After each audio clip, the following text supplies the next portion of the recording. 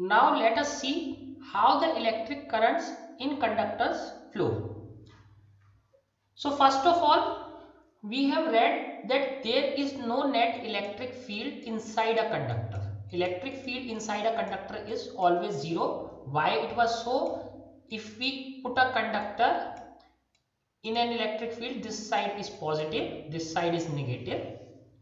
That means some potential, positive potential on this side, some potential negative on this side. Since always the conductor has some length, so potential difference will result in an electric field. So electric field is delta V upon L, length of this. So potential difference will always result in an electric field. So this is some external electric field because we have connected this conductor to a battery. So as soon we connect this to a battery, negative charges will start flowing towards positive side and positive charge will start flowing towards negative side. So direction of electric field is from positive to negative. This is the direction of electric field. This is external electric field E0. Now what will happen? So negative charge carriers will start flowing from this side. So this will become negative and this will become positive till this internal electric field. This will create some internal electric field E in till this internal electric field is equal and opposite to this external electric field, so that net electric field inside the conductor is 0. So now let us see what is there.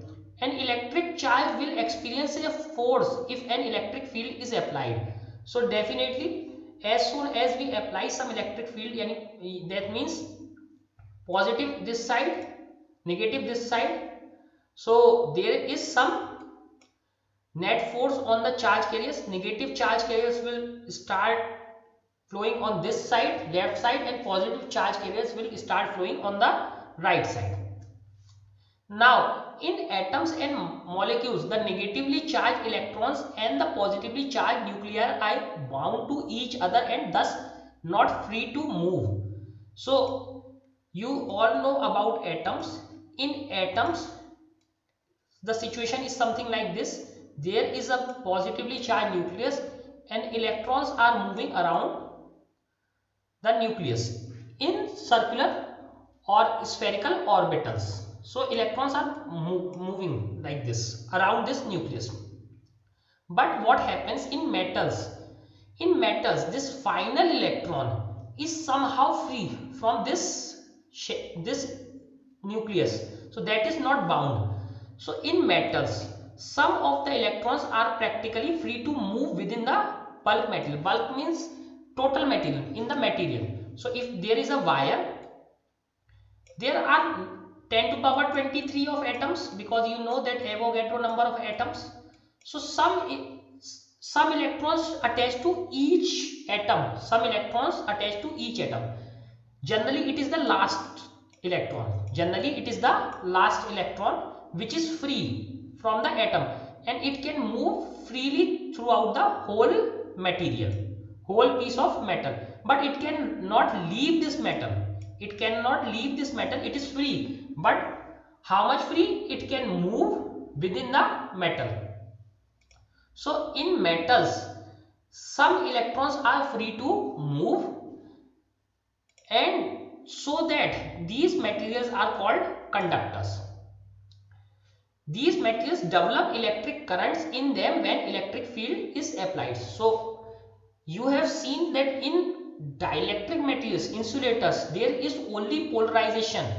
Only polarization, shape is distorted. Negative and positive charges are little bit separated, but they are not completely separated. This negative charge is not free to move. But in metals, the electron is free to move. Any electron can move within the metal anywhere. So generally the last electron, as you see in case of copper, there are, this is K, L, M and N orbital. So this last electron is generally free to move. So it is not attached with this nucleus. So why it is not attached, that we will discuss later.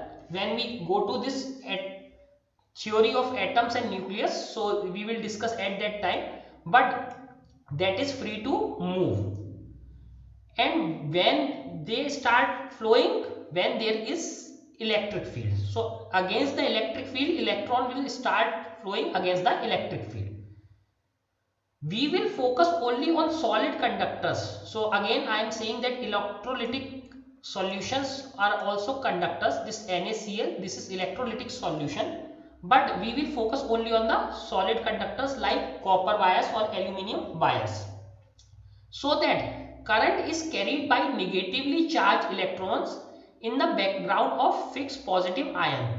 So what they are trying to say, they are trying to say if this is the material, positive ions are fixed at their place, they are not moving. That we have already discussed, that positive charges are quite heavy and they don't move. What moves is electrons. Electrons move from this side to this side. So same thing they are saying, that only negatively charged electrons are moving and they are contributing to the current, and these positive ions are fixed at their place. So this is the simply the assumption. What is the assumption? Current is carried only by the electrons and positive ions. Since electron is removed, the positive ion will remain instead of atom. That positive ion is fixed at its place. So this is the assumption. However, the direction of the velocity after collision is completely random. So what they are trying to say, so this is metal and these are positive ions. Let us say these are positive ions and electron is trying to move. Similarly, we have seen in the gas theory, so it is trying to move. Sometimes it collide with another ion, or sometimes it collide with the boundary of this conductor. As soon as it collides, it changes its direction and will try to move again. So this is the case. Every time it collides with an ion, changes its direction and again starts moving. Then again with the boundary again, then similarly it moves in a random manner. So this, now two things, only electrons are free to move and their movement is completely random. So now because of this random movement, so you know that there are 10 to the power 23 particles in a mole. 6 into 10 to the power 23 particles in a mole. So that means if you take a small piece of wire, it has a very large number of electrons. Even a very small wire has a very large number of atoms, and each atom, especially in copper, each atom gives one electron in a copper metal, because last electron is free to move. So each atom of copper gives one electron. So there are about 10 to power 22 to 23 electrons, free electrons in each centimeter cubed. Again see, this is centimeter cube. Each centimeter cube of copper has about 10 to power 22 to 23 electrons which are free to move. So now what happens, as we have seen in gas theory, since these are completely free to move in random motion, so number of electrons which are moving towards right side must be equal to number of electrons moving towards the left side. Similarly, number of electrons moving up is equal to number of electrons moving downwards. Number of electrons moving backward, third axis, is number of electrons moving forward. So net current is always zero. This forward and backward motion cancels each other. This left and right motion cancels each other, and this up and down motion cancels each other. So in a way, so for each electron moving on right side, there is one electron which is moving on the left side, because this is completely random motion.